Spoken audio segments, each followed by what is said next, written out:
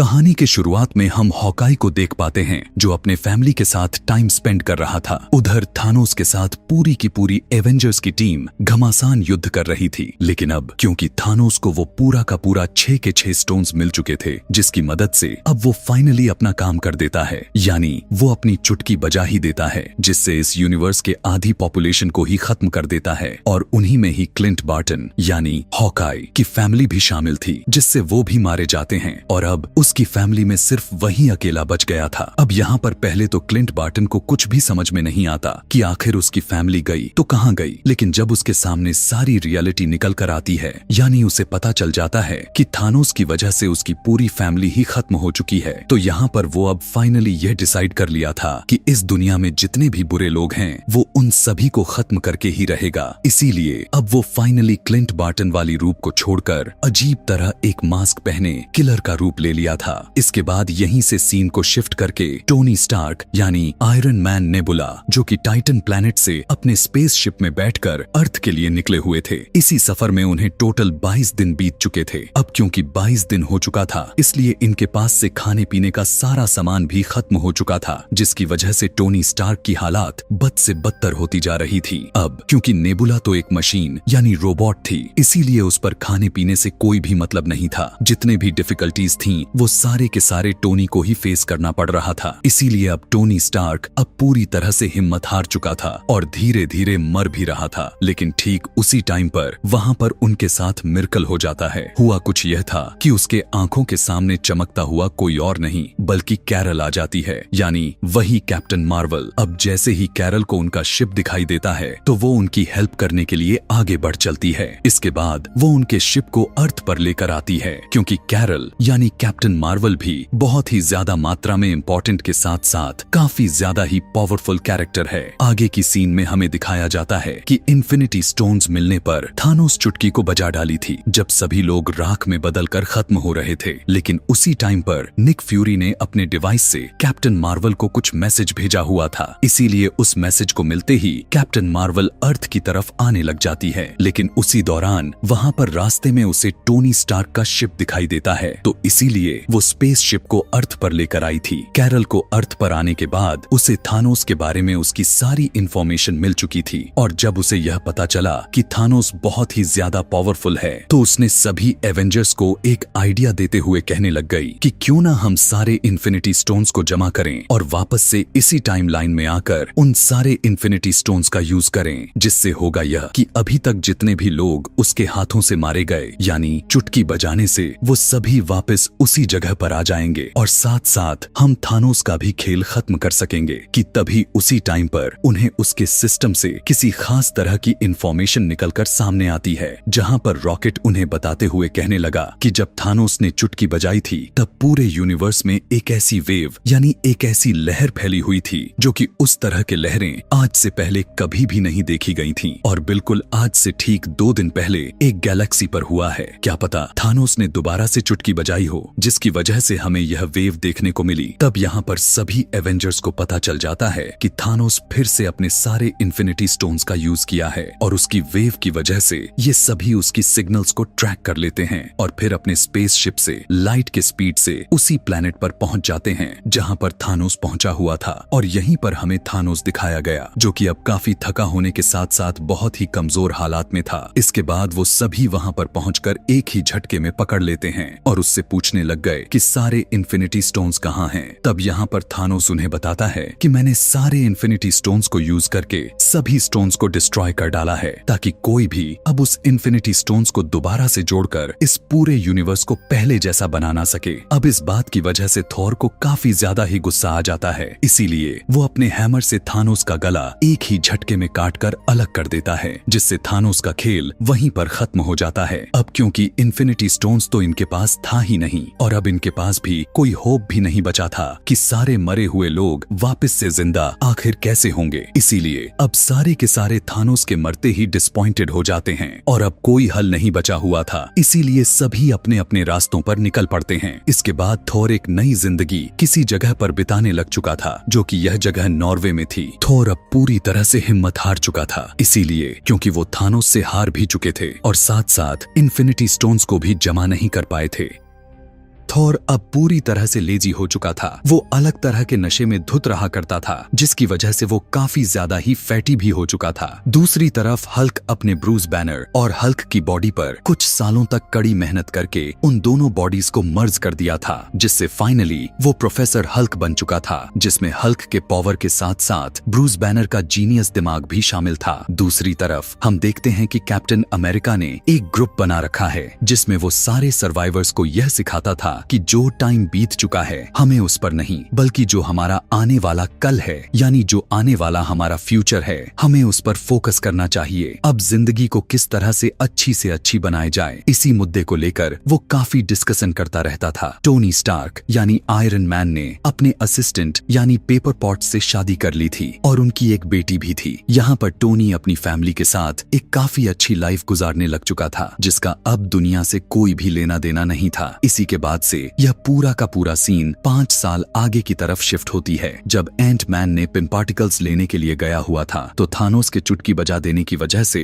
वो वहीं पर फंस गया था और जिस लैब में गया हुआ था वो एक वैन में थी, लेकिन उसी के अंदर एक चूहा होने की वजह से वो मशीन फिर से स्टार्ट हो जाती है, जिससे हुआ यह कि एंट मैन यानी स्कॉट लैंग फिर से हमारी दुनिया में आ जाता है। अब जिस दुनिया में वो गया हुआ था वो हमारी दुनिया से बिल्कुल अलग थी। वहाँ का डायमेंशन, वहाँ के टाइम यहाँ से पूरी तरह से अलग थी। अब क्योंकि वहाँ का टाइम में डिफरेंट था, इसीलिए वहाँ पर गए 5 घंटे हमारे इस दुनिया में 5 सालों के बराबर थे। और जब थानोस ने आधी पॉपुलेशन को खत्म कर दिया था तो उस इंसिडेंट को 5 साल गुजर गए थे, लेकिन उस डायमेंशन में सिर्फ 5 घंटे ही बीते हुए थे। और जब स्कॉट लैंग उस दुनिया के 5 घंटे गुजार कर अपने दुनिया में आता है तो वो देखता है कि सब कुछ बदल चुका है और उसकी बेटी भी 5 साल ज्यादा बड़ी हो चुकी थी। यह सारे सिचुएशन को जानने के बाद स्कॉट अपने फ्रेंड्स यानी एवेंजर्स के पास जाता है और वो उन्हें बताता है कि थानोस के चुटकी बजाने के बाद इस इंसिडेंट को 5 साल गुजर गए हैं ना, लेकिन उस दुनिया में तो सिर्फ और सिर्फ 5 घंटे ही बीते हुए थे। स्कॉट यहाँ पर कैप्टन अमेरिका को बताने लगा कि अगर हम पिम पार्टिकल्स और उस दुनिया को इस्तेमाल करना सीख जाए तो हम 5 साल पीछे टाइम में जाकर सभी होने वाले एक्सीडेंट और गलतियों को दोबारा से पहले जैसा कर सकते हैं। तब उसकी बातों को अच्छा समझकर स्टीव यानी कैप्टन अमेरिका एग्री हो जाता है और अब एंट मैन, कैप्टन अमेरिका और साथ में ब्लैक विडो तीनों साथ में मिलकर हेल्प लेने के लिए टोनी स्टार्क के पास जाते हैं, जहां पर टोनी अपनी फैमिली के साथ हिल स्टेशन पर रह रहा था। यहाँ यह सभी तीनों अपने प्लान के बारे में बताते हैं कि हम उस दुनिया को अच्छी तरीके से यूज कर लेते हैं तो टाइम में पीछे जाकर सभी गलतियों और एक्सीडेंट को दोबारा से ठीक कर सकते हैं। और टोनी स्टार्क तो पहले से ही जानता था कि इस काम में बहुत ही ज्यादा मात्रा में खतरा है और अगर उसने यह काम कर भी दिया तो उसकी फैमिली भी खतरे में आ सकती है। इसीलिए वजह भी यही हो जाती है कि टोनी स्टार्क उनके साथ ऐसा काम करने के लिए साफ साफ मना कर देता है, जिसकी वजह से वे सारे काफी डिसपॉइंटेड होकर वहां से चले जाते हैं। अब क्योंकि टोनी ने उनकी मदद करने के लिए मना कर दिया था, इसीलिए वो सभी अब दूसरे प्लान को चयन करते हैं, यानी वो सभी अब सीधा हल्क के पास जाते हैं, जो कि अब वो हल्क सिर्फ हल्क ही नहीं रहा बल्कि प्रोफेसर हल्क बन चुका था। यहाँ पर क्योंकि ब्रूस बैनर का दिमाग काफी आसमान छूता था, तेज था, इसीलिए वो उन लोगों की मदद करने के लिए तैयार हो जाता है और वे यहाँ पर एक टाइम मशीन भी बना लिए थे, जहाँ पर एक्सपेरिमेंट्स करने के बाद उन्हें पता चलता है कि हल्क ने जिस टाइम मशीन को बनाई है वो ठीक तरीके से काम नहीं कर रहा, वो हमें उस टाइम पर नहीं लेकर जा रही जिस टाइम पर उन्हें जाना है। फिर हमें टोनी स्टार्क को दिखाया गया जो कि अपने घर में जारवेश के साथ टाइम मशीन पर काम कर रहा था, लेकिन अचानक से यहाँ उसके कोड्स अपने आप ही एक साथ में जुड़कर एक्टिवेटेड हो जाता है, जिससे फाइनली एक टाइम मशीन बन जाती है।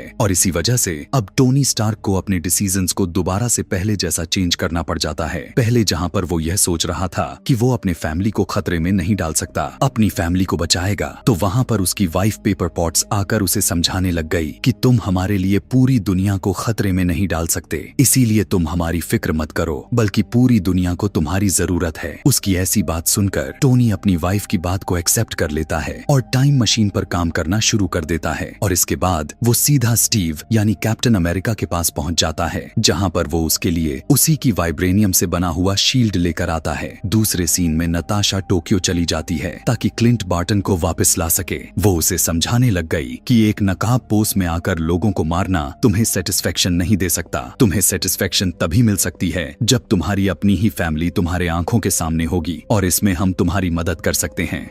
इसके बाद रॉकेट और हल्क नॉर्वे चले जाते हैं। वहां पहुंचकर देखते हैं कि थोर की तो लगी पड़ी है। उसे देखकर ऐसा लग रहा था कि अब वो किसी भी काम का नहीं रहा, क्योंकि वो काफी लेजी होने के साथ साथ काफी फैटी भी हो चुका था और अब उसका इन लड़ाइयों से कोई कनेक्शन नहीं रहा था। लेकिन वे दोनों उसे समझाने लग जाते हैं और उसे कहते हैं कि अगर ये टाइम मशीन काम कर गई तो तुम थानोस से अपना पुराना बदला ले सकते हो और साथ ही हम इस यूनिवर्स से खत्म हुए लोगों को दोबारा जिंदा भी कर सकते हैं। अब थोर भी उनकी इस बात पर एग्री कर जाता है और उनके साथ मिल जाता है और इसके साथ ही टाइम मशीन की टेस्टिंग शुरू कर दी जाती है, जहां पर एवेंजर्स यानी सुपर हीरोज अलग ग्रुप्स में अलग टाइमलाइन के साथ एक दूसरे जगहों पर जाने के लिए सेपरेट हो जाते हैं। इसके बाद हम देखते हैं कि टोनी स्टार्क, हल्क, एंटमैन और कैप्टन अमेरिका 2012 के टाइम में पहुंच चुके थे, जहां पर न्यूयॉर्क में वॉर चल रही थी। 2012 के टाइमलाइन के अकॉर्डिंग वहां पर 3 इन्फिनिटी स्टोन्स मौजूद थे, जिनमें एक था टाइम स्टोन, एक था माइंड स्टोन और एक था स्पेस स्टोन। माइंड स्टोन वही था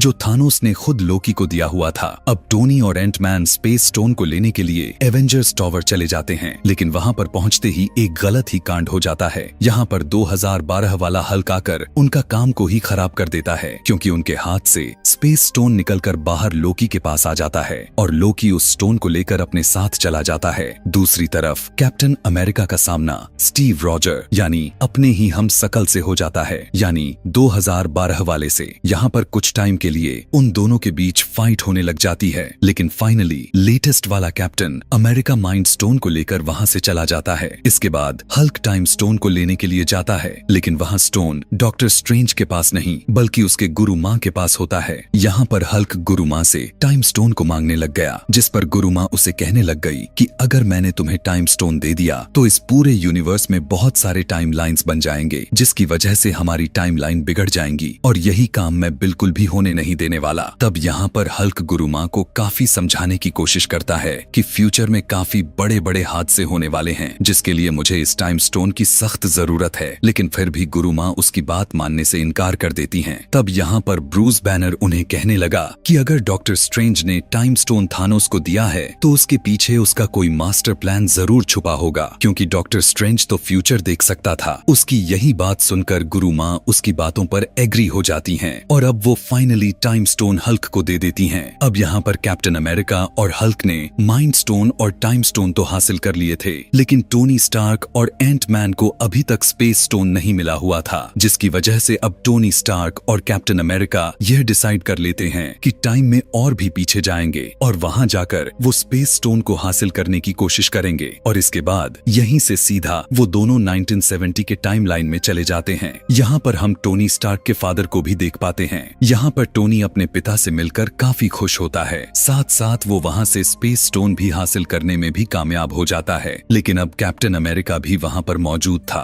तो इसीलिए उसे वहाँ पर पिम पार्टिकल्स भी नजर आ जाते हैं, तो इसलिए कुछ पिम पार्टिकल्स को भी लेकर अपने रियल वाले टाइमलाइन में वापस आ जाता है। इसके बाद थोर और रॉकेट दोनों 2013 के टाइमलाइन में पहुंच जाते हैं, जहां पर उन्होंने रियलिटी स्टोन लेना था जो कि जेन फॉस्टर के बॉडी में मौजूद था, तो इसीलिए वो दोनों जेन फॉस्टर के लोकेशन पर पहुंच जाते हैं। वहां पर जाकर थोर अपने मदर से मिलता है। यहाँ पर वो अपनी मदर को सारी बात समझाने की कोशिश करता है। अब क्योंकि थोर की मदर एक जादूगरनी थी, इसीलिए वो फ्यूचर देखकर थोर की सारी डिफिकल्टीज को समझ चुकी थी और इसीलिए वो थोर को समझाने की कोशिश करने लग जाती है कि तुम्हें परेशान होने की कोई जरूरत नहीं है, क्योंकि जो कुछ भी होगा अच्छे के लिए ही होगा। और ठीक उसी टाइम पर थोर अपना हाथ आगे करता है, जहां उसका हैमर भी अब उसके पास आ चुका था। वहीं रॉकेट भी जेन फॉस्टर के बॉडी से रियलिटी स्टोन हासिल करने में कामयाब हो चुका था, इसीलिए अब दोनों वापस से अपने रियल टाइमलाइन में आ जाते हैं। इसके बाद हमें क्लाइंट बार्टन यानी हॉकाई और ब्लैक विडो, जो कि 2014 के टाइमलाइन में उस सोल स्टोन को हासिल करने के लिए आए हुए थे, यहीं पर उनकी मुलाकात रेड स्कल से हुआ था। यहाँ पर रेड स्कल सोल स्टोन के लिए उन्हें बताने लग गया कि यह स्टोन हमेशा की तरह सोल के बदले सोल ही मांगती रहती है, और अगर तुम सोल स्टोन को पाना चाहते हो तो तुम्हें दोनों में से एक सोल को सेक्रीफाइस करना पड़ेगा। अब यहाँ पर उन दोनों को अच्छी तरह से समझ में आ चुकी थी कि अगर उन दोनों में से कोई एक खुद को सेक्रीफाइस नहीं करता है तो वो सोल स्टोन को हासिल नहीं कर सकेंगे। अब यहाँ पर एक दूसरे को बचाने के लिए अपनी अपनी जान को सेक्रीफाइस करने के लिए भी तैयार हो चुके थे। इसी दौरान इन दोनों के बीच काफी ताबड़तोड़ फाइट शुरू हो जाती है, लेकिन यहाँ पर नताशा सोल स्टोन के लिए खुद को सेक्रीफाइस कर देती है और अब finally Clint Barton soul stone हासिल कर चुका था और यहीं से वो भी अपने असली टाइमलाइन में वापस आ जाता है। इसके बाद सीन शिफ्ट होकर जेम्स रोड्स और नेबुला पर आता है, जो कि 2014 के टाइमलाइन में भी ये दोनों टाइटन्स प्लैनेट पर पहुंच जाते हैं, जहां पर पीटर क्विल पहले से ही मौजूद था। और इसके बाद वो सभी पावर स्टोन को हासिल करने के लिए चले जाते हैं और जब ये दोनों उस जगह पर पहुंचते हैं तो ये पीटर क्विल को बेहोश करके उसके पावर स्टोन को जैसे ही लेने वाले थे तभी पुरानी नेबुला की वजह से यादें आने लग जाती हैं, जिससे उसका खुद का ट्रांसमीटर खराब हो जाता है, जिसकी वजह से नेबुला वहीं पर गिरकर बेहोश हो जाती है, जहां पर थानोस की टीम आकर नेबुला को प्रिजनर बना ली थी। अब क्योंकि नेबुला एक ह्यूमनॉइड थी, यानी आधी इंसान के साथ साथ आधा एंड्रॉयड, जिसका फायदा उठाकर थानोस उसकी सारी यादें मेमोरी को स्कैन कर लेता है। साथ साथ 2014 वाले थानोस को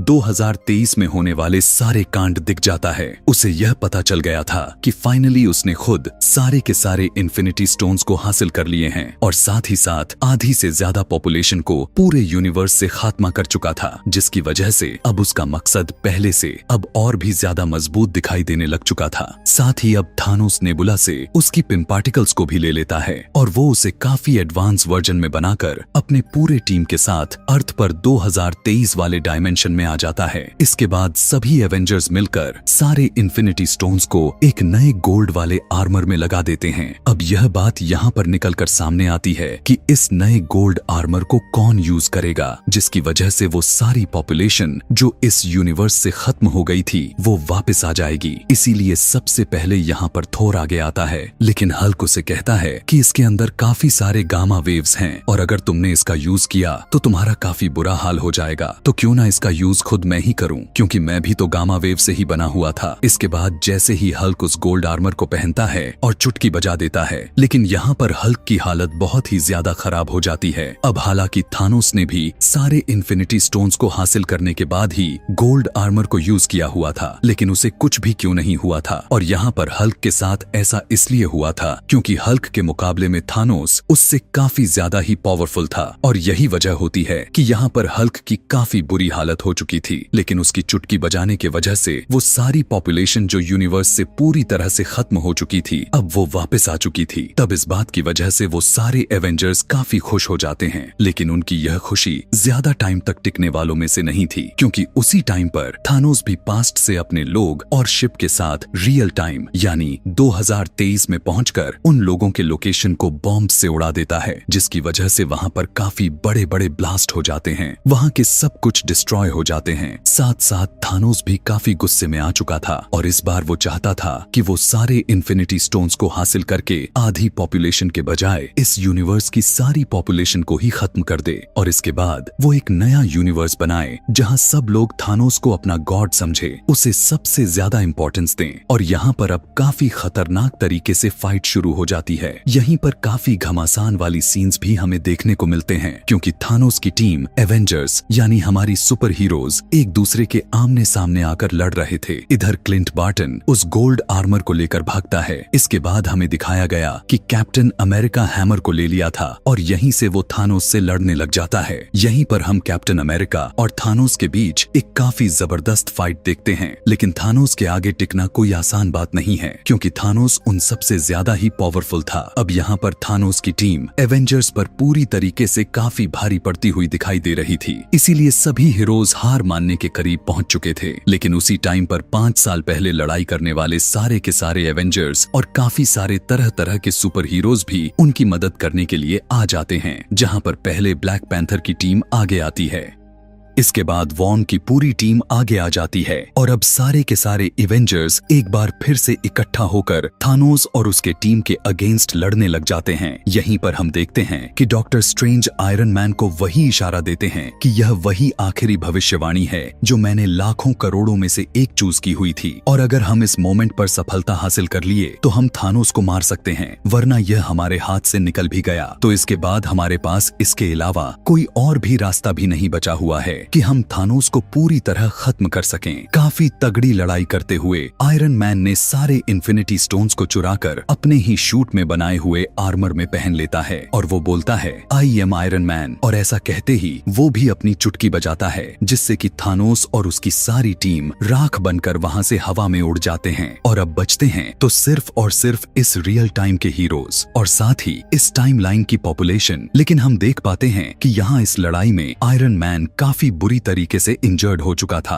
और यहीं पर हम सबको झकझोर कर रख देने वाली सीन को देख पाते हैं जहाँ पर इस कहानी का सबसे अहम किरदार आयरन मैन की मौत हो जाती है। इसके बाद हम टोनी स्टार्क यानी आयरन मैन का फ्यूनरल को देखते हैं जहाँ पर सारे एवेंजर्स आए हुए थे। यह कर लेने के बाद थॉर पीटर क्विल और सारे गार्डियन ऑफ द गैलेक्सी के टीम के साथ निकल जाता है। अब एवेंजर्स ने यह डिसाइड किया हुआ था कि हम जिस भी स्टोन को जहाँ जहाँ से उठाएंगे तो हमारा काम खत्म होने के बाद हम उन्हें उसी जगह पर वापस रखाएंगे। तो इसी काम को करने के लिए कैप्टन अमेरिका आगे आता है। अब यहाँ पर कैप्टन अमेरिका थोर के हैमर के साथ साथ 6 के 6 इन्फिनिटी स्टोन्स को लेकर अपने साथ टाइम मशीन का यूज करते हुए हर स्टोन को उसकी जगह पर वापस रख देता है। अब क्योंकि कैप्टन अमेरिका ने 70 साल बर्फ में गुजारे हुए थे तो इसीलिए उसने अपने जिंदगी को ठीक से नहीं जी पाया था। यही सोचकर उसने उसी टाइम में वापस से उसी टाइम मशीन के जरिए अपने 1945 के टाइम लाइन में आकर अपने साथियों के साथ अपने बाकी की बची हुए लाइफ को स्पेंड करता है। और जब उसका लास्ट मूवमेंट आता है तब वो रियल टाइम यानी 2023 में यानी रियल डायमेंशन में आकर अपने साथी यानी फैल्कन को अपनी खास शील्ड देकर कहता है कि अब से यहाँ के कैप्टन अमेरिका तुम ही हो।